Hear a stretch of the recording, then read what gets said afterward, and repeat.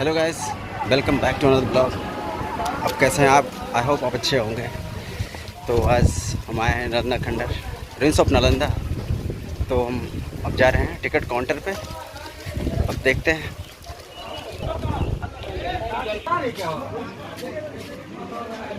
हाँ, दो दीजिए। ये रहा जी हमारा QR कोड टिकट। वैसे तो ऑनलाइन नहीं है, बट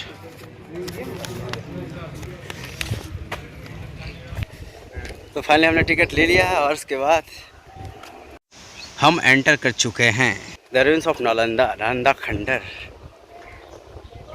बेसिकली हम नालंदा की मेन सरजमी पे आ चुके हैं।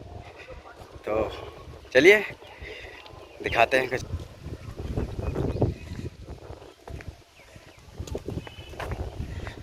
और ये पहले बड़ा अजीब सा हुआ करता था, लेकिन अब तो सही है। अब अच्छा मेंटेन कर रखा है इन लोगों ने।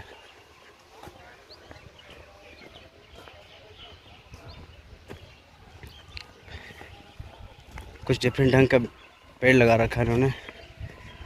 और ये रहा archaeological survey of India, Nalanda, Bihar.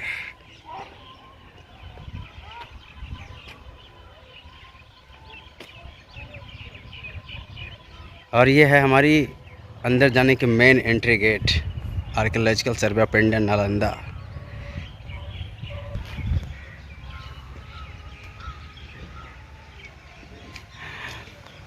This way, we have to go this way. हालांकि इनकी कहानी मैंने पढ़ी है, तो पढ़ी है कि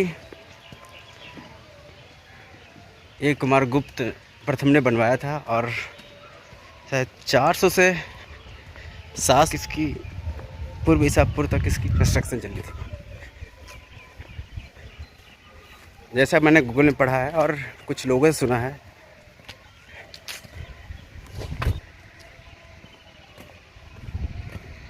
सुंदर है यार। हालांकि भीड़ अभी कम है, बहुत कम भीड़ है।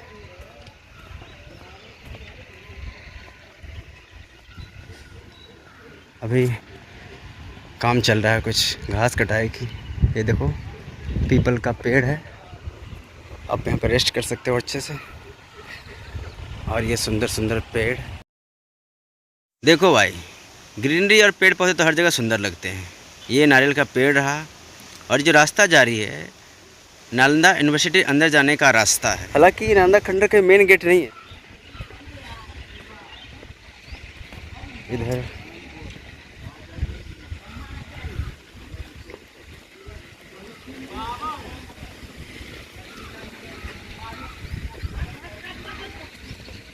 Nalanda, history of Nalanda goes back to the days.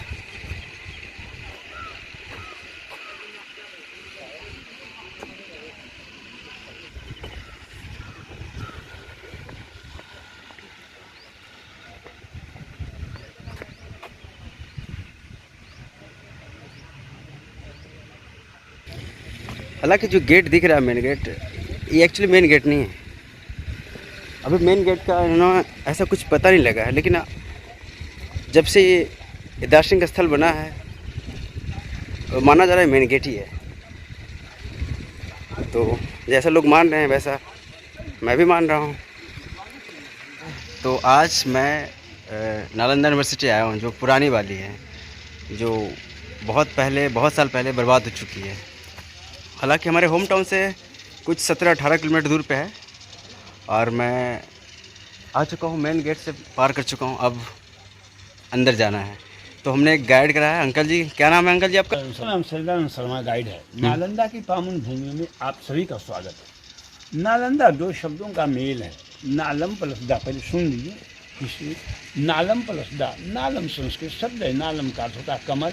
Lotus जो ज्ञान का प्रतीक है, और दा माने देती है, जो ज्ञान देती है, वही नालंदा है। नालंदा विश्वविद्यालय जिस समय चल रहा था, एशिया महादेश में 3 विश्वविद्यालय चल रहे थे। एक तक्षशिला जो रावलपिंडी पाकिस्तान में है, नालंदा में, और विक्रमशिला भागलपुर में। लेकिन तीनों में सर्वश्रेष्ठ नालंदा विश्वविद्यालय ही था। चूँकि यहाँ 10,000 विद्यार्थी, 1500 और 5 किलोमीटर चौड़ा था, 108 हॉस्टल थे और 108 टेम्पल थे। 108 सब्जेक्ट की पढ़ाई होती थी, सब्जेक्ट वाइज हॉस्टल था, इसलिए नालंदा विश्व का प्रथम विश्वविद्यालय था। तीनों विश्वविद्यालय उस समय भारत में था, भारत विश्व का गुरु था। उस समय पाली और संस्कृत में पढ़ाई होती थी। नालंदा की स्थापना 413 AD में कुमारगुप्त ने किया। 7वीं में हर्षवर्धन ने उसे विस्तार किया। 9वीं देवपाल के समय में यह नालंदा विश्व में विख्यात हुआ। 5वीं से 12वीं तक लगभग 800 वर्षों तक चलने के बाद 12वीं के अंत में 1196-97 में अफगानिस्तानी आक्रमणकारी बख्तियार खिलजी ने इस नालंदा को जलाया और इसे नष्ट किया। 12वीं में नष्ट होने के बाद हम लोग जो सामने में खंडहर के रूप में दीवारें देख रहे हैं, ये ज्योग्राफिकल टर्म से भूकंप से मिट्टी से ढक गया और इसके ऊपर खेती हो रही थी। जैसा कि टिल्हानुमा आने के क्रम में आप दाएं बाएं साइड में देखे हैं, अंदर भी गाइड में दिखाऊंगा पहाड़ी में। तो आर्कोलॉजिकल के पिता कहलाते हैं डॉक्टर ए कलिंगहम।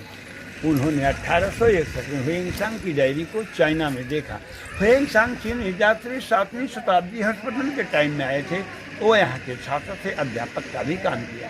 उनकी डायरी का नाम था CUT अर्थात भारत यात्रा वृत्तांत, जो चाइनीज भाषा में था। डॉक्टर ए कलिंगहम ने उसे अंग्रेजी में ट्रांसलेट कर इसकी खुदाई 1915 से 37 तक 22 वर्ष अंग्रेज के समय में हुआ और फिर 74 से 82 8 वर्ष अपनी सरकार में 22-38 वर्षों की खुदाई में 1 किलोमीटर की खुदाई हुई है, जिसमें 11 हॉस्टल और 6 मंदिर आप देख पाएंगे। मैं आपको जो कुछ भी इंफॉर्मेशन देने जा रहा हूँ मेरी अपनी कोई कल्पना नहीं। अकॉर्डिंग टू ह्वेंसांग की डायरी के अनुसार यहाँ 3 लाइब्रेरी थी, रत्न सागर, रत्नदधि और रसरंजक। रत्न सागर पुस्तकालय 9 मंजिले थे, वहाँ 9 करोड़ पुस्तकें थी, पुस्तकों पर प्रेट की थी।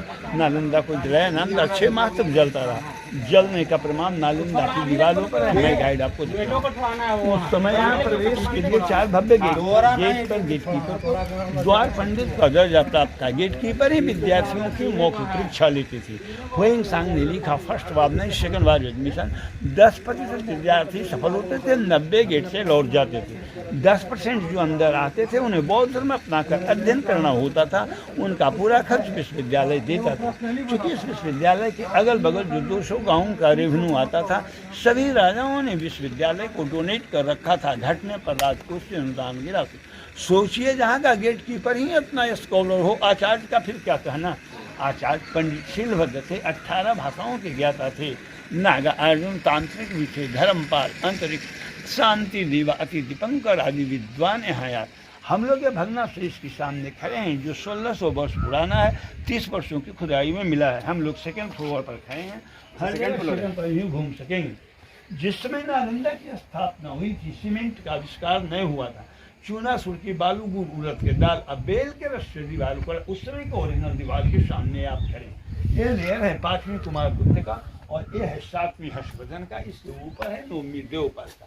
होता क्या था, 200 वर्ष बीतने पर जब डैमेज आना तो रिपेयरिंग सिस्टम नहीं था। एक के इम्पोर्टेंस को रखे, एक राजा को सम्मानित कर दूसरे कंस्ट्रक्शन हर्षवर्धन और फिर देवपाल ने बनाया।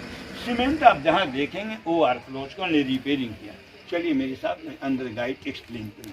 नालंदा का मेन गेट और लाइब्रेरी अभी तक अप्राप्त है। यह एक दीवार है जिसे काटकर रास्ते का रूप दिया है। ऊपर से आर्कियोलॉजिकल ने रिपेयरिंग किया। सीमेंटेड जहाँ आप देखेंगे वो आर्कियोलॉजिकल ने रिपेयरिंग किया। मैं यहाँ से स्टार्ट करता हूँ।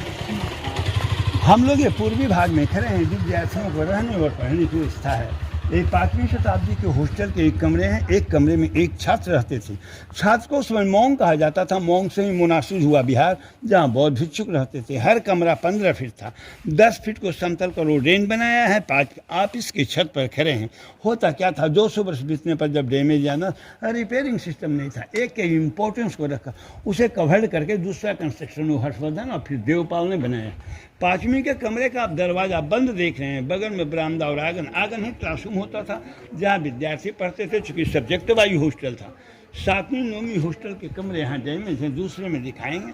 बीच का दीवार 6 फीट है और ये दीवार 8 फीट। पूरा नालंदा विश्वविद्यालय 3 फीट से 12 फीट तक दीवार की मोटाई है। नेचुरल एयर कंडीशन और साउंड प्रूफ है। ASI ने 61-62 में रिपेयरिंग किया, वो डेट को वो अंक किया कि टूरिस्ट को कंफ्यूजन न हो। ये बीच का दीवार 6 फीट है, ये दीवार 8। पूरा नालंदा विश्वविद्यालय 3 फीट से 12 फीट तक दीवार की मोटाई है। नेचुरल एयर कंडीशनिंग और साउंड। क्या आप लोग गाइड लेंगे? इधर भी हॉस्टल है और इधर हॉस्टल है। 2 हॉस्टल के बीच का एक कॉरिडोर है जिससे विद्यार्थी आते और जाते थे। रोड को आर्कियोलॉज कर रिपेयरिंग कर बना। हेलो, ऐतिहासिक स्थल को देखने के लिए आए हैं। मुझ गाइड को बोलने का अधिकार नहीं है और व्यवस्था भी नहीं है, लेकिन कुछ टूरिस्ट क्रॉप लगाते हैं इसलिए बताना पड़ता है। यहाँ पर जौनी मेरा नाम फिल्म का शूटिंग 1969 में देवानंद और हेमा मालिनी का हुआ। फिल्म का नाम था जौनी मेरा नाम। जौनी मेरा नाम। अच्छा, जिसमें हेमा मालिनी थी। हेमा मालिनी थी। देवानंद और हेमा मालिनी का। अच्छा। गाने का तर्क था, वो मेरे राजा समझ गया मैं तेरा बहाना देख से आना और ये गाना। देखिए दीवार 1600 वर्ष पुराना है, बरसात के पानी में भीग। ओरिजिनल है जो लाल का लाल है और रिपेयरिंग है वो ब्लैक का धब्बा। ये सोचिए उसमें ईंट का क्या कंपोजिशन था, लग रहा है बिना मसाला का ईंट पर ईंट रखा हुआ, जबकि चूना सुरती बालू उड़द के दाल पेश। और ये 50 वर्ष पहले रिपेयरिंग हुआ, सीमेंट भी करेक्ट कर रहा है। हम लोग सेकंड पर चल रहे हैं। ये पूर्वी भाग में हम लोग खड़े हैं जहाँ विद्यार्थियों को रहने और पढ़ने की व्यवस्था थी। वो पश्चिमी भाग है जो टेम्पल है, वो नालंदा का मेन टेम्पल है जो इतिहास के पन्नों नेटवर्क पर है। वो सारिपुत्रा स्तूप के नाम से जाना जाता है। स्तूप और टेम्पल में अंतर होते हैं। स्तूपा में दरवाजे नहीं और टेम्पल में दरवाजे होते हैं। उस स्तूपा के नीचे में देखिए 3 इधर 2 इधर, ये जो चकोर चबूतरा देखा जा रहा है, चले जाएंगे। ये चकोर चबूतरा देखा जा रहा है। ये चकोर चबूतरा मेडिटेशन के लिए था, साधना के लिए, जिसे योगा कहते हैं। उस समय डिग्री प्राप्ति और धनोपार्जन के लोग नहीं पढ़ते थे। उस समय ज्ञान और मोक्ष की प्राप्ति के लिए पढ़ते थे।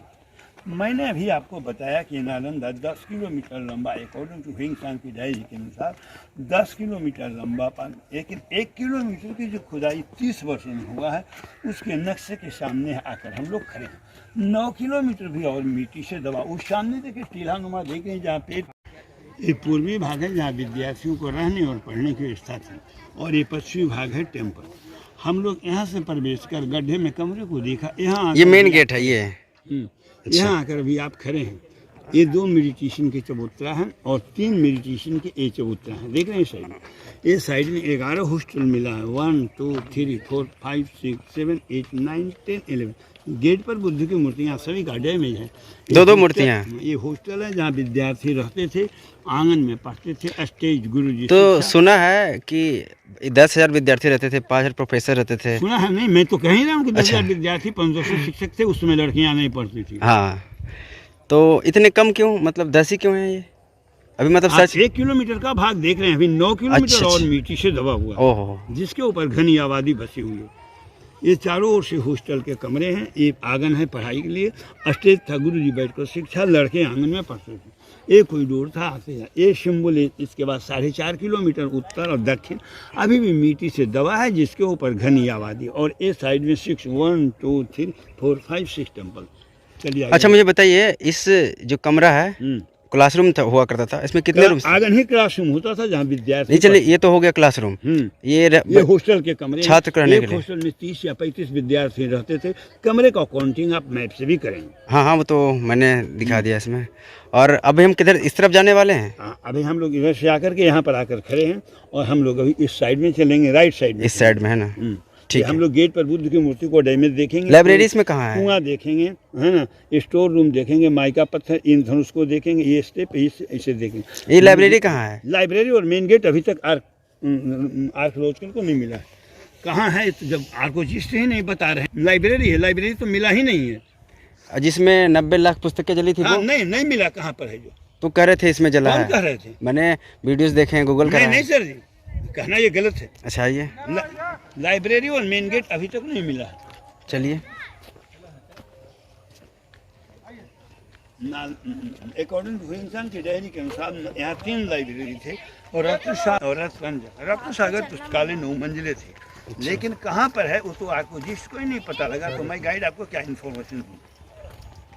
नहीं, मैं कोई जोर जबरदस्ती नहीं, मैंने जैसे पढ़ा ऐसा बता रहा हूँ।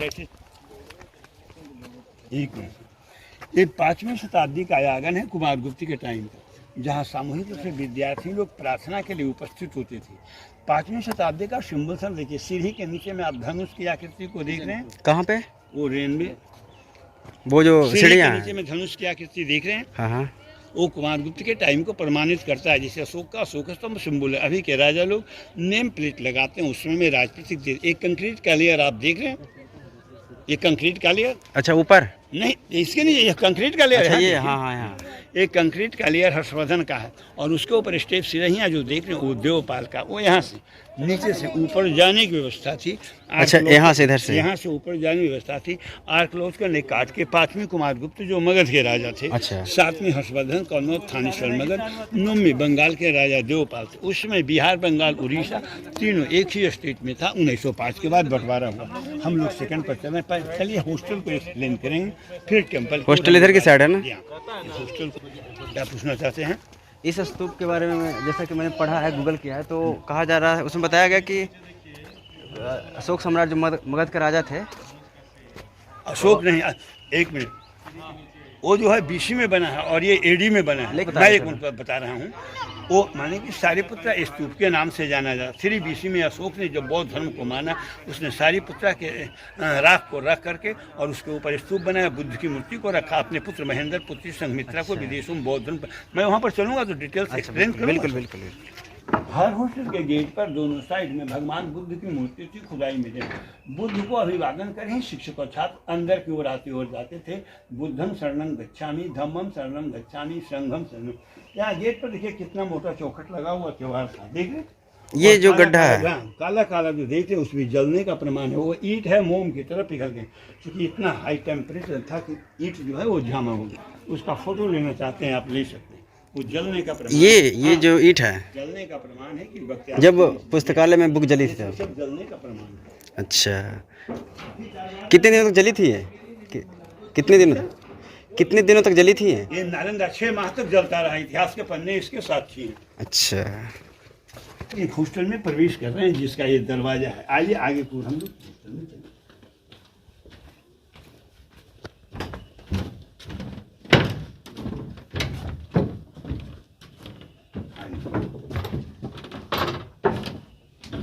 दीवारें तो खतरनाक है। पानी के कमरे का दरवाजा आपने बंद देखा, धनुष आकृति।